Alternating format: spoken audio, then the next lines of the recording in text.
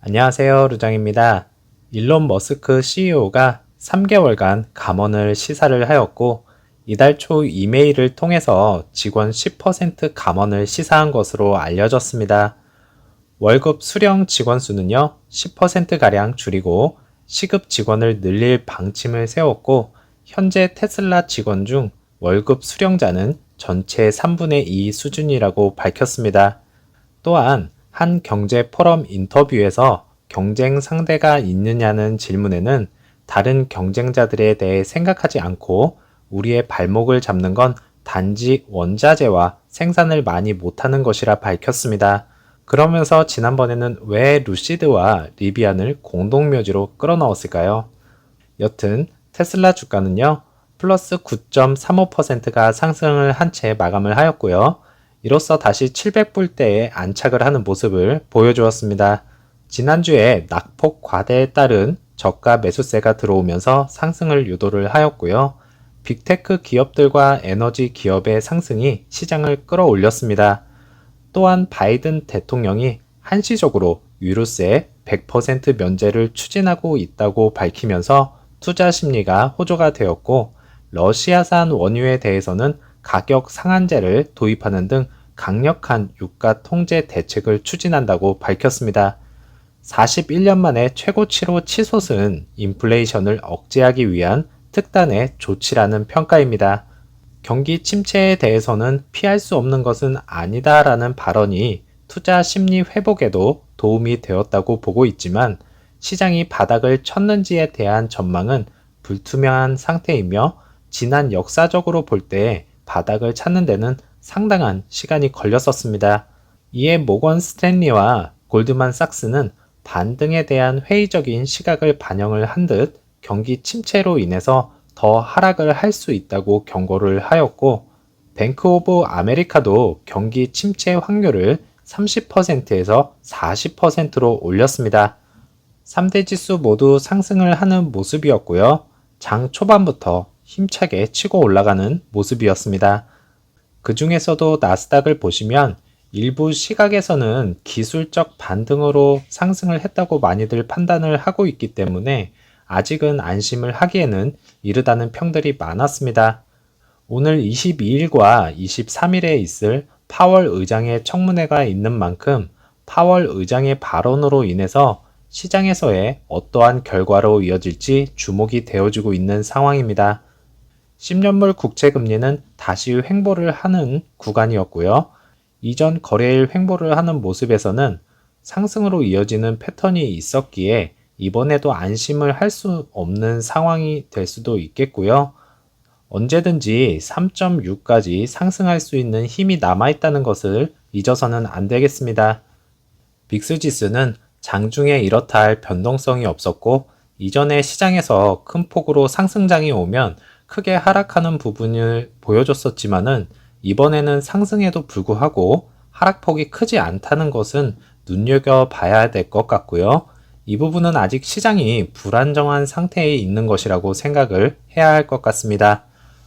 루시드 차트입니다. 플러스 7.64%가 상승을 하였고요.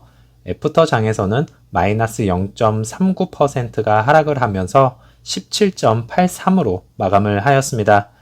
월요일장 하루 쉬었지만은 금요일과 화요일 연속으로 6%대 이상으로 상승이 이어졌고요. 아쉽게도 18불대 안착은 실패를 하였습니다. 오더플로우 보시면 라지 스케일과 미디움에서는 매수가 많았고요. 스몰 캡에서는 매도가 약간 많았다는 것을 볼 수가 있겠습니다. 이제 러셀 3000 인덱스 펀드의 24일장 마감 이후에 편입이 되어지고요. 다음 주 월요일장부터는 자금 유입이 더 많아질지 지켜봐야 할 부분 같습니다. 1분봉 보시면 나스닥의 흐름과 유사하게 흘러갔고요. 장중에는 11% 넘게 상승을 하면서 18.69의 최고점을 터치를 하였습니다. 10%대로 마감을 하였으면 어땠을까라는 아쉬움이 많이 남는 장이었습니다. 개인적인 바람은 6월 말까지는 20불대에 안착을 하는 모습을 꼭 보여줬으면 좋겠습니다.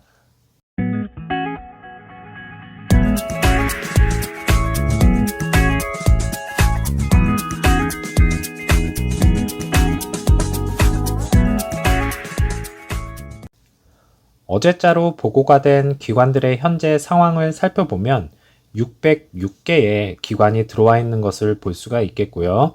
550개의 롱 포지션을 유지를 하고 있었습니다. 지난번과 마찬가지로 점유율은 70.19%인 것을 확인을 할 수가 있었습니다.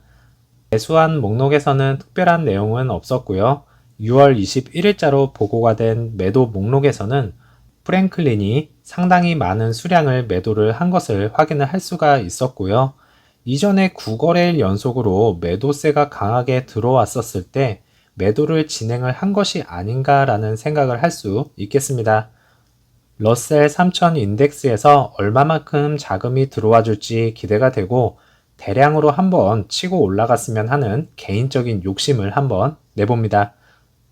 좌회전 신호가 오작동을 하는 현상이 발생이 되었습니다. LED 조명 보드를 공급하는 업체의 문제로 인해서 오작동이 일어났고요. 루시드의 결함이 아닌 것으로 판명이 되었으며 3단계 사전 검사 전에 배송이 된 차량으로 이러한 현상이 일어나고 있다고 보고되고 있습니다. LED 교체 시간은 대략 15분 정도가 걸리는 짧은 시간으로서 서비스 센터 직원이 직접 와서 교체가 이루어지는 중이고요. 대부분의 문제들이 생기면 차주가 직접 서비스 센터를 찾아가야 하지만은 루시드에 큰 문제가 아니면 센터 직원이 직접 찾아와서 해결을 해주는 부분은 잘 되어 있다고 생각을 하고 있고요. 루시드 측의 서비스 측면의 면모를 다시 보여주는 내용이기도 하였습니다. 루시드 에어의 차량 생산이 많아지기 전에 이러한 사소한 부분도 빨리 해결을 해야 할 부분이고요. 차량 인도량이 많아지는 시점에서는 이러한 부분이 생기게 되면 서비스 측면에서도 지연 현상이 일어날 수 있는 부분이기에 신경을 특별히 써야 할 부분입니다. 럭셔리 브랜드와 서비스 측면에서 확실히 입지를 굳혀야 할 것입니다. 미국에서 판매되는 10대의 가장 효율적인 자동차 중에서는 테슬라와 루시드가 선정이 되었고 루시드 에어 그랜드 투어링 트림과 테슬라 모델 3, 모델 Y, 모델 S가 선정이 되었으며 그 외에도 현대차와 기아 그리고 닛산이 포함되어 있었습니다. 여기서 선정이 된 그랜드 투어링 사양은 112kWh 배터리 팩에서 516마일의 주행 거리를 제공을 하고 있고요. 두 개의 전기 모터로 놀라운 1050홀스파워를 만들었다고 설명을 하였습니다. 미국 현지에서도 이제는 서서히 입지를 굳혀가는 듯 보입니다.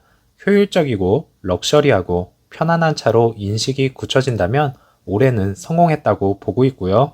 다음은 대량 생산이라는 최대 관문만 남은 상황이 되겠습니다. 여태까지 루시드 그룹이 보여주었던 것처럼 잘 될 거라 믿습니다.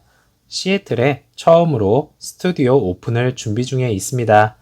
2022년 6월 25일에 오픈 예정이고요. 지난주에 오픈하고 이번 주에 또 오픈이 있네요. 점점 더 확장해가는 루시드를 보면서 다시 한번 크게 될 기업이다라는 생각을 갖게 만들고 있습니다. 구독자님의 정보가 있어서 공유를 해드립니다. 루시드 측에서 메일을 받으셨고요. 에어 투어링으로 오더해서 기다리는 중이시라고 합니다. 가격 인상 전인 5월 31일까지의 가격으로 희망자에 한해서 루시드 에어 그랜드 투어링으로 업그레이드 할 수 있는 기회를 준다고 하고 있고요. 6월 30일까지 신청을 받는다고 하고 많은 수의 루시드 에어 투어링 예약자들의 요청이 있었다고 합니다. 업그레이드 후에 다시 다운그레이드를 할 때는 6월 1일 인상 후 가격이 적용이 되겠고요. 테슬라의 차량 가격 인상에 대한 루시드의 카운터 오퍼로 보인다고 말을 해주셨습니다. 가격 상승으로 인해서 그랜드 투어링을 고민을 하셨던 분들의 좋은 기회라고 생각을 하고 있고 무조건 차량 가격만 인상을 하는 것이 아니라 루시드 차량을 구매해 주신 모든 고객에게 대한 루시드 측의 감사한 배려라고 생각을 합니다. 앞으로도 기업과 구매자의 친밀도가 더욱더 높아지기를 바라겠습니다. 그리고 정보를 공유해 주신 구독자님께 다시 한번 감사의 말씀을 드리겠습니다. 루시드 그룹이 지난 월요일에 올랜도에서 열린 에디슨 전기 연구소의 EEI 2022년 연례 회의에 참석을 하였습니다. 현재 EEI에 참가한 차량들을 살펴보면 리비안과 그리고 루시드가 보이고 어라이벌 차량도 보이고 있었습니다. 저탄소 시대의 미래로 나아가는 시대에서 업계가 2050년까지 이러한 분야에 대한 투자가 필수적이라고 텍사스 대학의 에너지 자원 교수가 말을 하였고요. 에너지 부분의 혁신을 가속화하는 열쇠는 자본 배치와 새로운 정부 정책 배치, 대규모 에너지 시스템 배치와 같은 배치에 있다고 덧붙였습니다.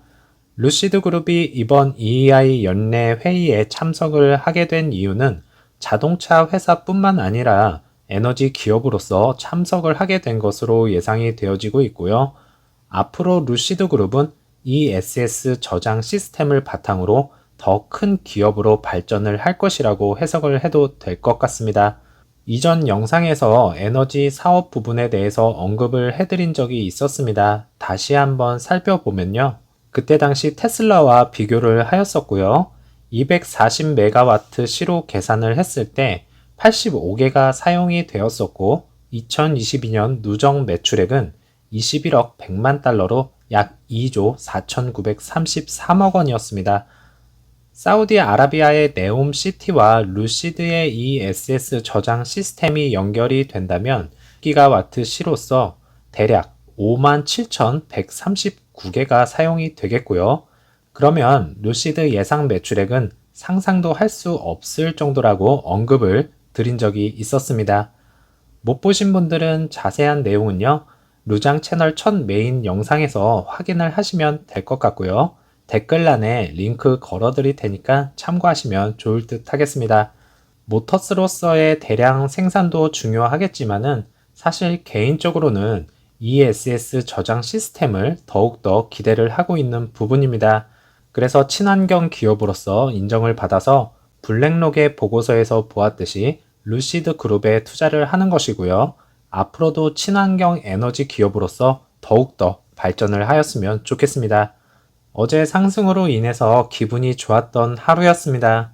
오늘장 퓨처스 상황은 약세장으로 흘러가고는 있지만은 장 시작 후 마지막에는 상승으로 이어졌으면 하는 바람입니다. 즐거운 오후 보내시고요. 저는 다음 영상에서 찾아뵙겠습니다. 감사합니다.